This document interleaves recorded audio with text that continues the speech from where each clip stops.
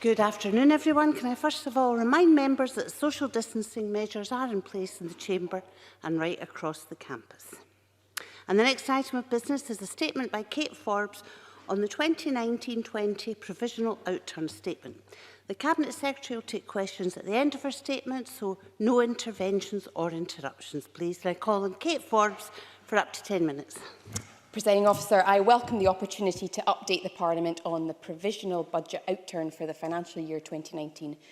The provisional outturn demonstrates once again that this government has prudently and competently managed Scotland's finances in challenging and uncertain times, taking into account, as it does, of COVID-19 expenditure up to 31st of March. We're of course still in the midst of a global pandemic, and first of all I'd like to take this opportunity to thank everybody across Scotland for following the guidance as we start to emerge from lockdown, where our priority continues to be saving lives and reducing the spread of the virus.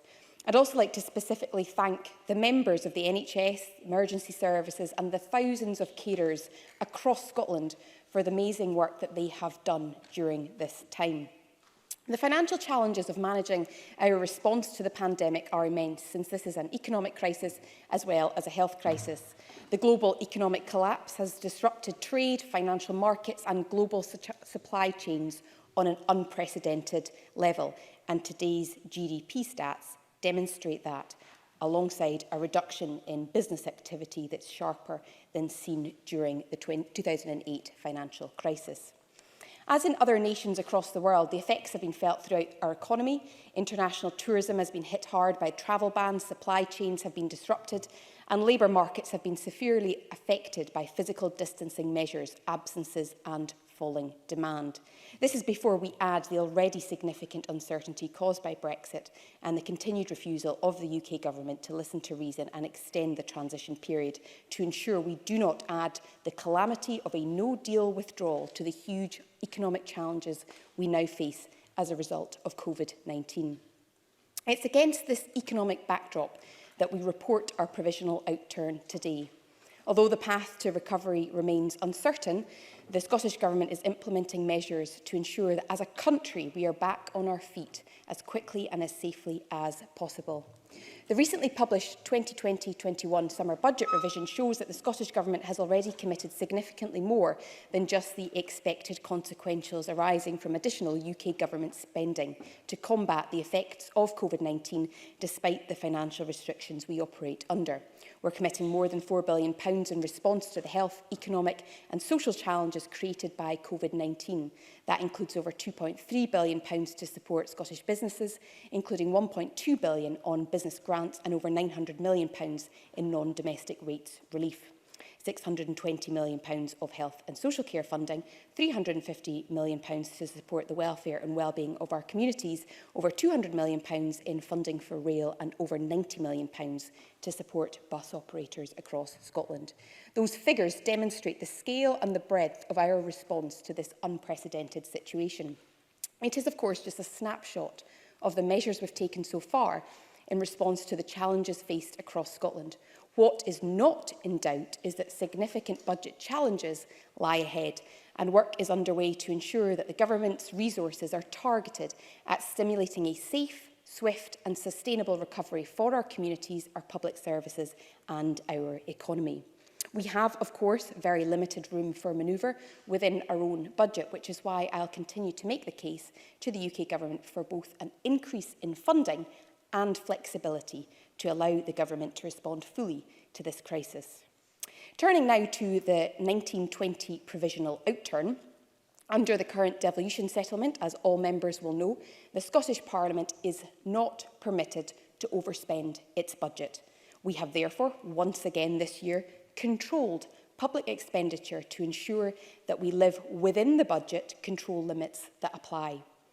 I can report that the provisional fiscal outturn for 1920 is £34.4 billion against a total fiscal budget of £34.6 billion, resulting in an overall cash underspend of £258 million.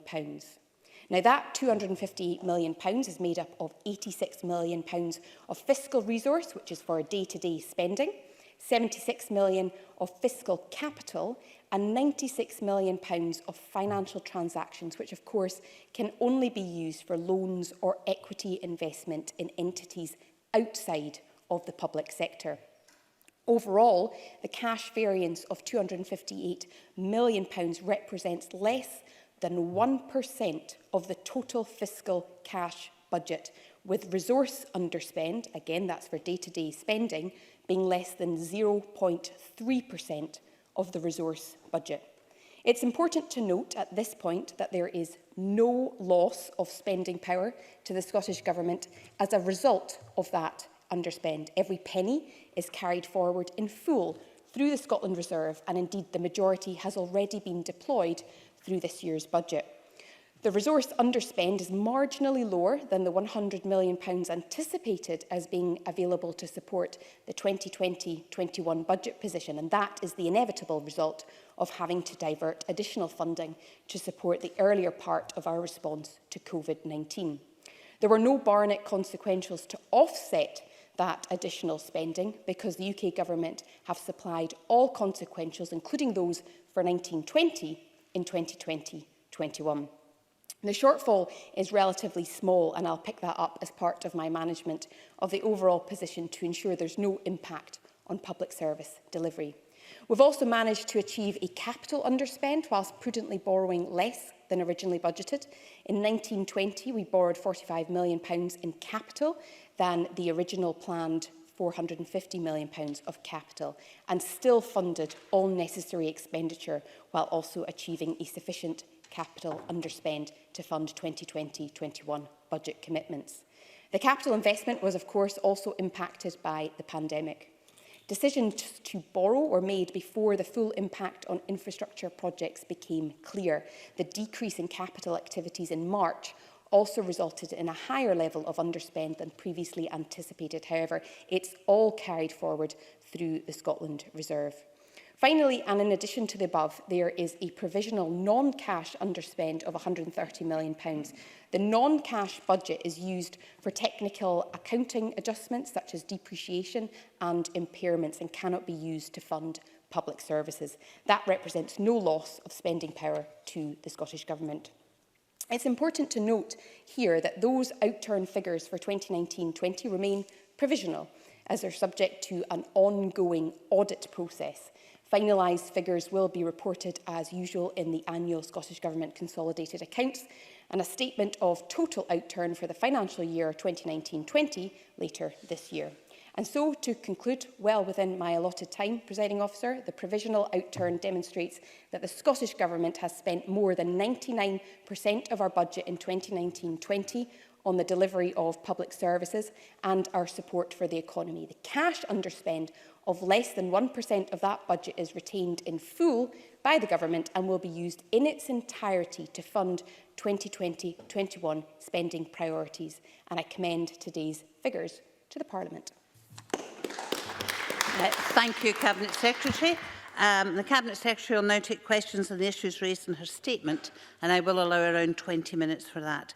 Would those members who wish to ask a question please press the request to speak buttons, and I call on Donald Cameron, who is joining us remotely. Donald Cameron.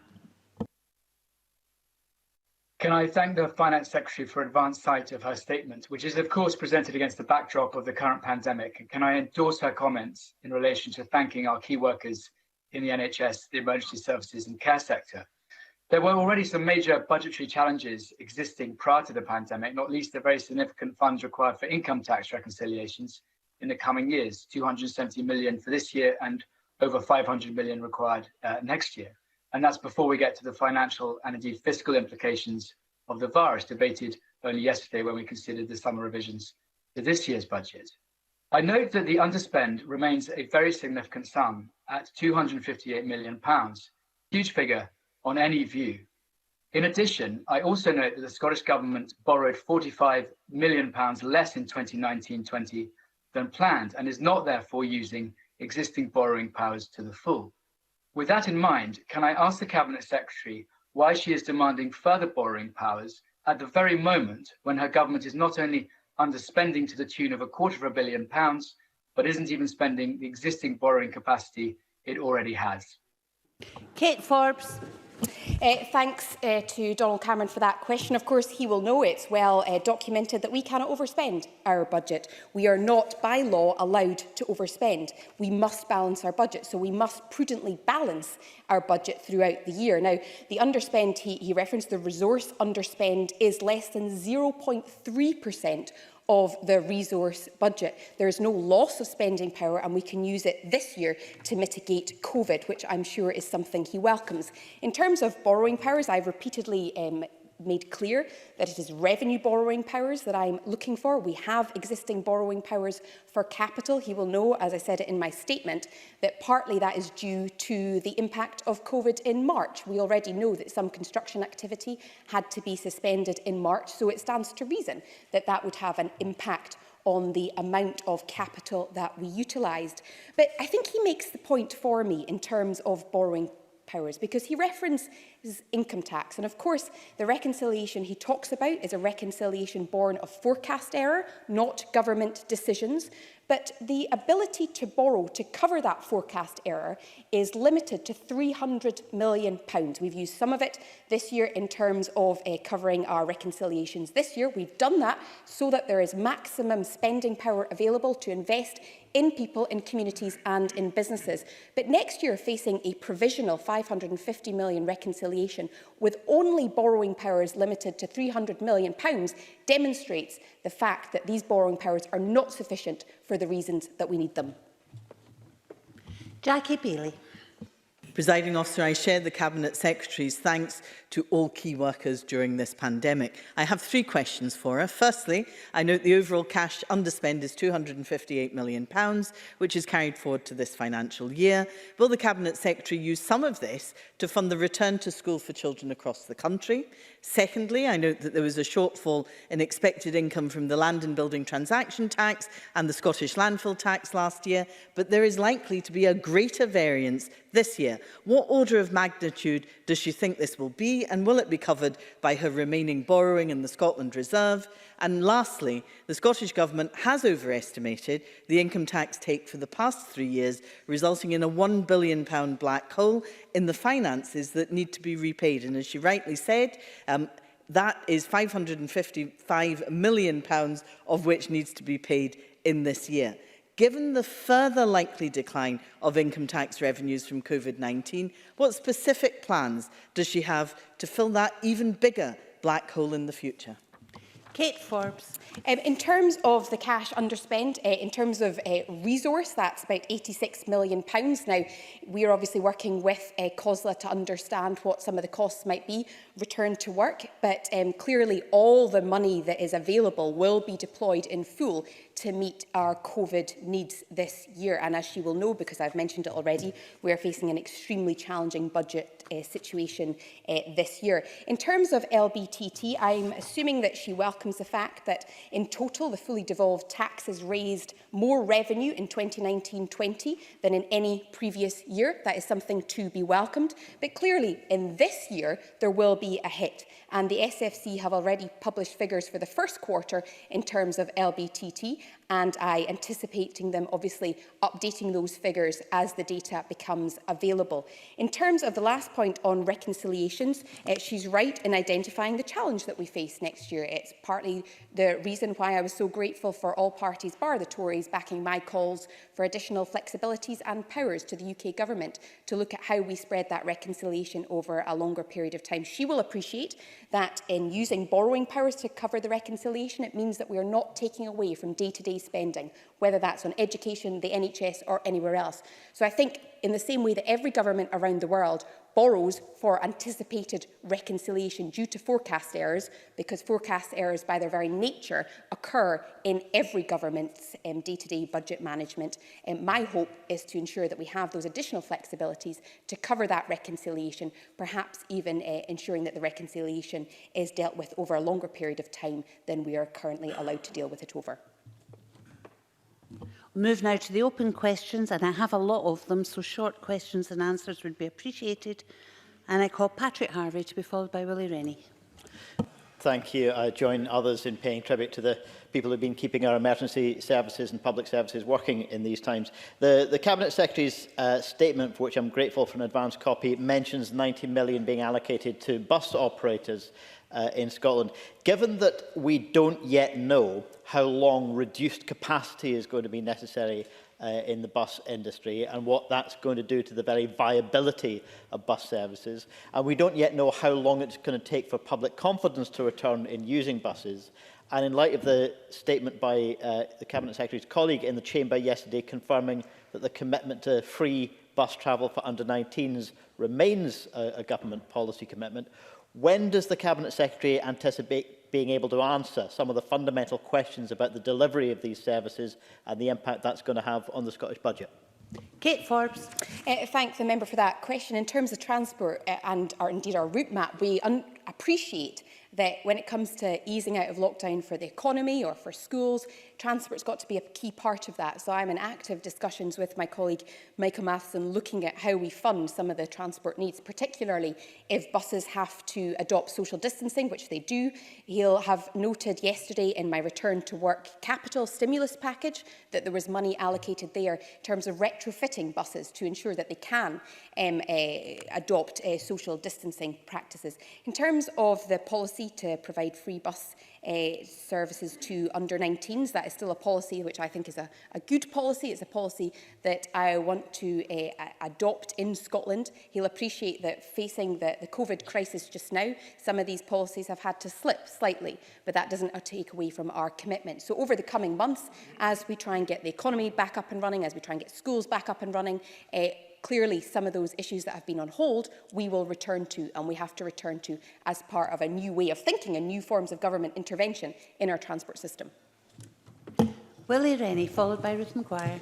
I am doubtful about whether a £76 million capital underspend was substantially because of the lockdown when it only impacted on 2 weeks of the financial year. But last year, transport was the biggest underspend. This year, it is transport again, a day after the government's climate change targets were missed. What will the Finance Secretary do to get the transport budget effectively delivered to support projects like cycling and walking, not just contributing to future underspends? Kate Forbes. I thank the member for that question. Clearly, there was a number of other delays, so it wasn't just transport where there was a slight capital underspend. There's obviously slight underspend in health as well. So it's right across budget portfolios. But this year in particular, we are looking at probably a slight capital underspend, which is why I was able to announce yesterday the £230 million return to work scheme. There is substantial investment in transport through that capital stimulus, and we'll continue to ensure that any capital underspends that emerge this year because of delays to construction will be reinvested in ensuring that our economy gets back up and running, and also ensuring that we reposition our economy in a way that all members have identified and ensure that it grows in a sustainable manner and a fairer way, and that includes ensuring that everybody's got access to public transport. Ruth Maguire, followed by Alexander Burnett. Presiding Officer, every year during this statement, opposition MSPs criticise the government for the slightest budgetary underspend. Can the Cabinet Secretary confirm that it's precisely this approach which has helped it to support key industries and sectors during the coronavirus crisis? Kate Forbes.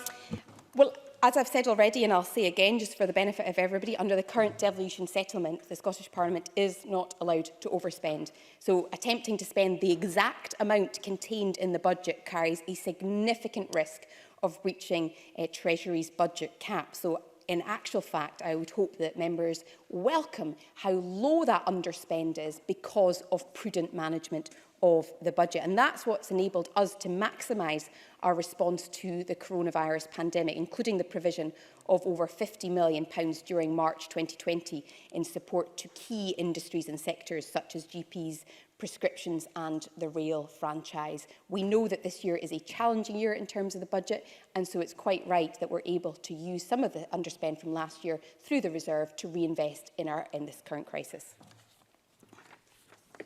Alexander Burnett, followed by Kenneth Gibson. Thank you, Deputy Presiding Officer. And can I refer to Table 4 of the accompanying notes? We'll always welcome where the underspend is low in individual portfolios. but can the Finance Secretary explain the underspend of 63 million in communities and local government at a time when local authorities are crying out for more funding? Kate Forbes. Well, in terms of underspend, obviously I've identified that the underspend is extremely low, and it's because of prudent management that we have tried to bring in budgets as close to their forecast budget as possible. Inevitably, there is sometimes a little bit of slippage, and in terms of that particular portfolio, it would relate partly to resource and also partly to capital. For example, there has been a delay to some of the city deals.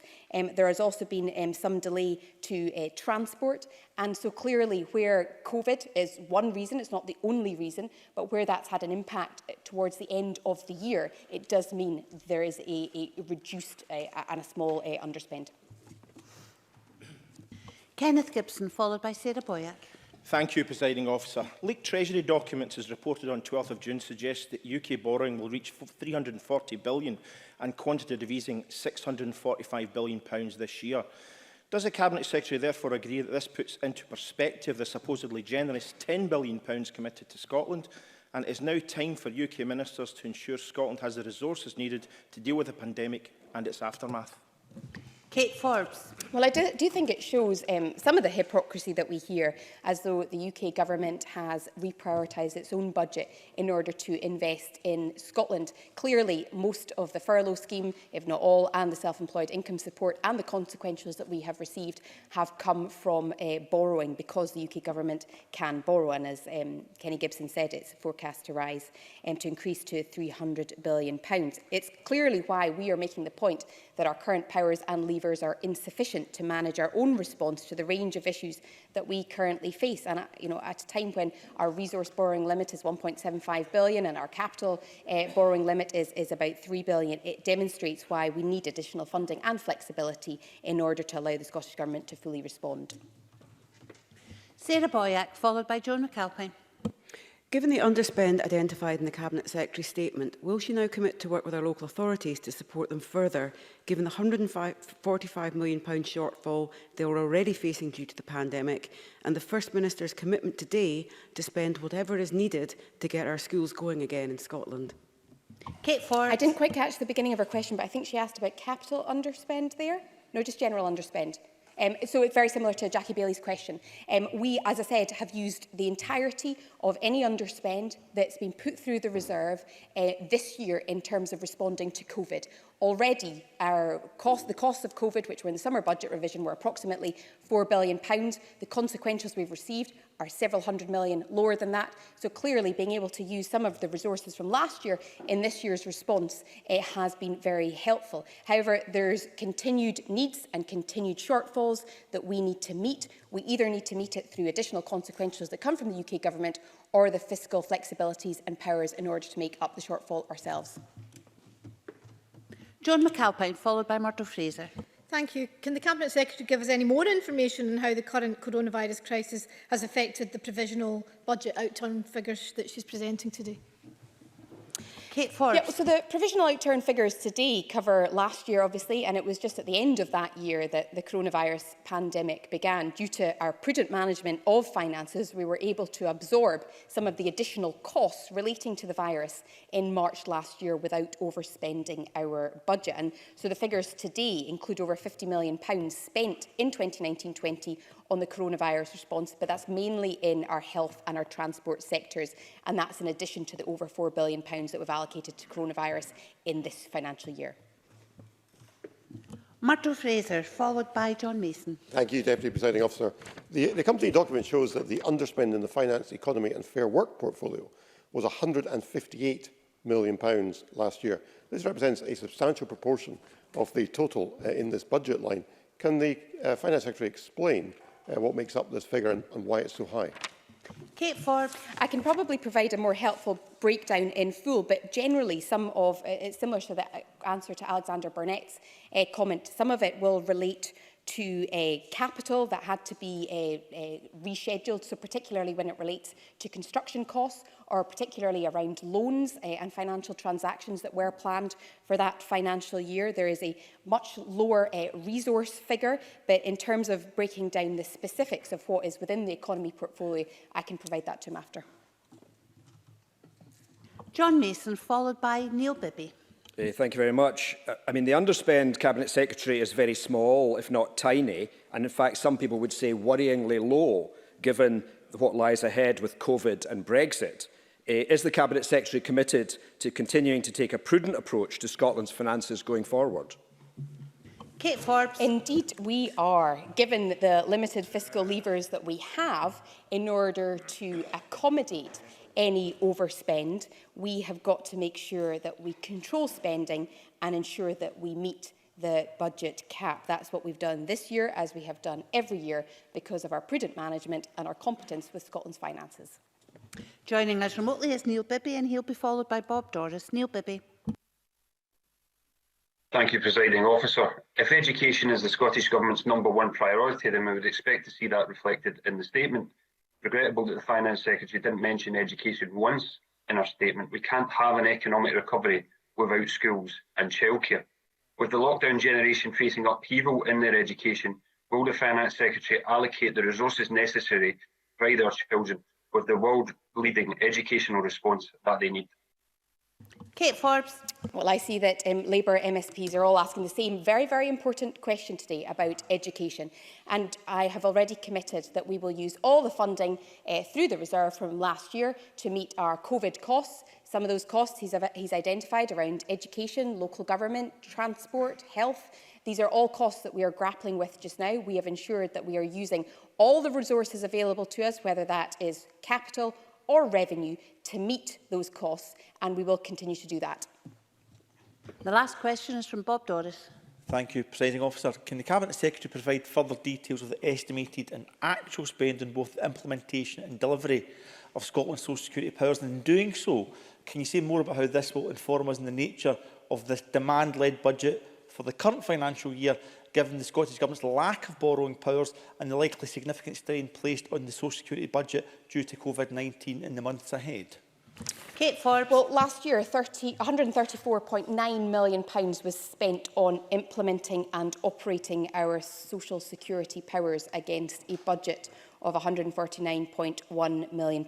Furthermore, £345.3 million was spent on social security assistance against a budget of £346.8 million. So in response to the COVID crisis, the Cabinet Secretary for Social Security announced a reprioritisation of the social security programme to focus more on securing our frontline services and delivering the benefits we already have in place to support low-income families, carers and people facing a bereavement, and that will ensure that we're in as a robust position as possible to manage the impact of COVID-19 on benefit delivery.